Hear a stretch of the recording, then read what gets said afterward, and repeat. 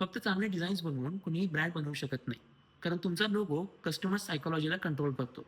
हाय, myself रौनक शहा आणि आज आपण लोगो आणि लोगोचे टाइप समजून घेणार आहे. एक चांगला लोगो तुमच्या बिझनेससाठी खूप इम्पॉर्टंट आहे. कारण तुमच्या बिझनेसमध्ये एक प्रॉपर रेप्युटेशन आणि तुम्ही काय डिलिव्हर करायचा प्रयत्न करताय हे लोगो दाखवतो.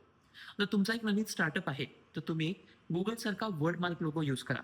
जर तुमचं बिझनेसचं नाव खूप मोठं आहे, तर तुम्ही KFC सारखा लेटर मार्क लोगो यूज करा. जर तुम्हाला मार्केटमध्ये ऑथॉरिटी आणि एस्टॅब्लिशमेंट दाखवायची असेल, तर Starbucks सारखा एम्ब्लम लोगो यूज करा. जर तुम्हाला easy to understand, easy to remember logo तयार करायचा असेल, तर तुम्ही Twitter सारखा ब्रँड मार्क लोगो तयार करा. आणि तुम्हाला तुमचा बिझनेस आयुष्यभर लोकांच्या नजरेत राहायला पाहिजे असेल, तर Pringles सारखा मॅस्कॉट लोगो वापरा. कारण तुमचा चांगला लोगो तुमची चांगली रेप्युटेशन मार्केटमध्ये घेऊन जातो आणि तो प्रॉपर असणं, जसं मी सांगितलं, खूप इम्पॉर्टंट आहे. आणि तुमच्या बिझनेससाठी कुठला लोगो योग्य आहे, तो कमेंटमध्ये नक्की सांगा आणि ह्या पेजला नक्की फॉलो करा.